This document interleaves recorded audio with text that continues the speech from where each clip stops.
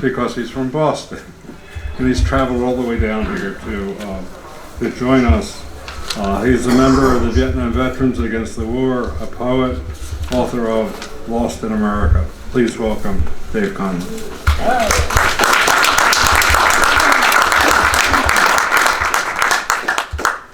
Nice to see you all. I served with the 11th Armored Cavalry Regiment in Vietnam in '68 and '69. I'm just going to get right into it. And I'm actually from South Boston, Massachusetts. There's a big difference for us who come from South Boston, Massachusetts. Okay. My rights, as explained to me by the Vietnam veteran who arrested me for being a Vietnam veteran against the war. You have the right to remain silent. Brother, I have an absolute duty as an American to speak, to scream.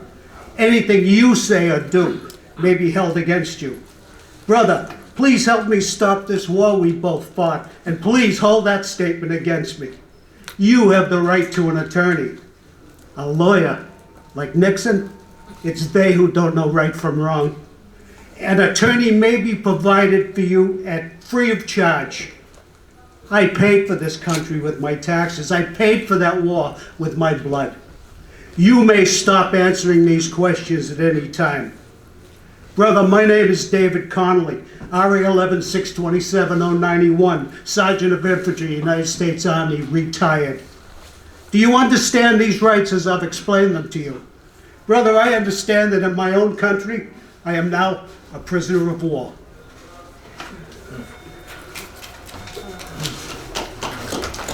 I've been working since I was 14 years old. My dad only had one arm. He got shot up pretty good in World War II, and I had 6 siblings, so I went to work early. The only non-union job I've ever had in my life was in the infantry of the United States Army. Okay? 1 black mark. At 14, I delivered groceries to the neighborhood. It was a real job in the Retail Clerks Union, and I did a good job for them and my neighbors, proud of being a union man. At 16, I was hired as a regular in the store, throwing stock, a member of the same union. Got a letter of commendation for crashing through the front door with the escaping thief I tackled. At 18, the phone company hired me to climb poles and string wire for Ma Bell and my neighbors and the International Brotherhood of Electrical Workers. My brothers on the job voted me their union steward. At 48, I left that company and looked back on a life spent as a working man, mostly in the city of my birth, and found just 1 black mark. See, when I was 19 and 20, I had a non-union job, the only one I ever had in the infantry of the United States Army, and my job, killing Vietnamese, I did well. But the medals and the badges they gave me didn't make what I did right. And without a union card in my pocket, I should have known better.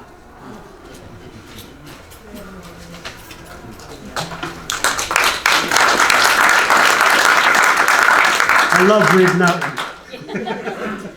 I love hearing that. Yeah, I'm sure you do. Long-time union man yourself. For years I tried to write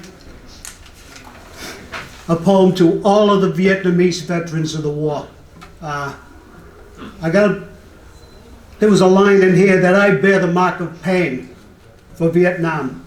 And I got a number of translations for that over the years, and I try it out and ask Vietnamese people in the audience, could you give me a readout on this? And a couple of times, especially one young Vietnamese lady come up to me and she said, that isn't what you said at all in Vietnamese. You speak Vietnamese very badly. Thank you for trying, but that isn't what you said at all, and a couple of those words you should never say in front of a woman. So, I finally got what I think might be a fair translation. My Vietnamese, again, is very bad. To the Vietnamese veterans, from Dave Connolly. I have wanted to tell you all, as I've met each of you over the years, Tôi muốn đau dấu, Thông Châu Vietnam. I bear the mark of pain for Vietnam. No matter which side you were on, know that the war has cost me and is long over for me. I hope it is over for you, especially if it was between us. But is what I have said the truth? For what do I bear that mark? Did I almost fall for your homeland or for mine? Was it that challenge to ask not and Kennedy's Camelot? Was it for me, my father, or yours? For Southie, the States, or Saigon? See, all of you who are on both sides can know and say for what it was you dared, maybe almost died, and all of you can say you fought for, bear the mark of pain for your country, for Vietnam. I fought for something I cannot yet name. That is the truth, and that is the problem.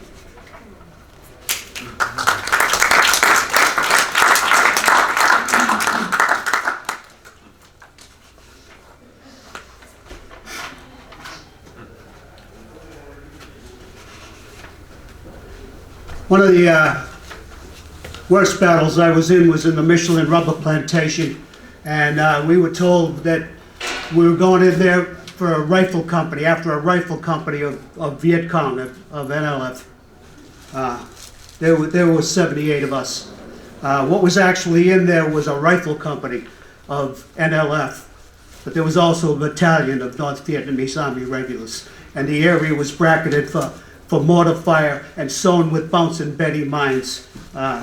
Within 15 minutes, there were only 11 of us that were still able to walk. The first helicopters that landed were not just medical evacuation helicopters. After the battle ended, there was one helicopter that was full of young officers and whose boots were spit-shined. Their fatigues still had creases, and they were there to count the trees that were damaged so that the U.S. could pay reparations to Michelin Incorporated. They didn't want to take our wounded out. Into the Michelin rubber plantations. It's the second week of August, and I'm not sleeping well at night. In some years I don't remember. I just know I'm not all right, and then it comes and it smacks me. Where it was, I learned to mourn, and my dreams bring back the Michelin, and I'm awake to greet the dawn. We got 2 companies of Arvins, the lieutenant said. We are going to kick some ass. Every ACAB's up to speed, loaded with ammo and gas. We've got 2 tanks and the recon jeeps. Man, this'll be a breeze. Us booney rats, we heard Arvins, and our blood began to freeze. What we got in there was bouncing Betty mines, mortars and rockets by the score. From the NVA battalion, they said was a company just hours before. But we hunkered down. We held our ground. Stand to, lock and load. We fought shoulder to shoulder to shoulder. The Arvins, they never showed. They were burning tracks all over the place and the screams of dying men, and things looked really bad for us. Really bad, and then we heard the sound of incoming Rotus, and we knew we'd be okay. But too many of the boys I went in there with wouldn't live to see another day. One Huey was full of officers there to count the damaged trees so the U.S. could pay off Michelin, and they tried to ignore our pleas to get our wounded out of there. See, they had a mission to fulfill. I still taste the bitterness of that day. You can fucking bet I always will.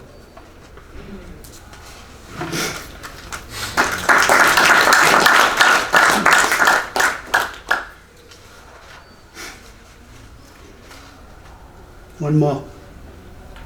Depression. That would be the new guy who we call Smoke, whispering my name in the dark. And I know he's dying on me, not 10 feet away. And I know I cannot get to him. And it's been 50 long fucking years, and it looks like we're both still hoping that I can save him. So tonight, and every night, until I die, he will keep whispering my name.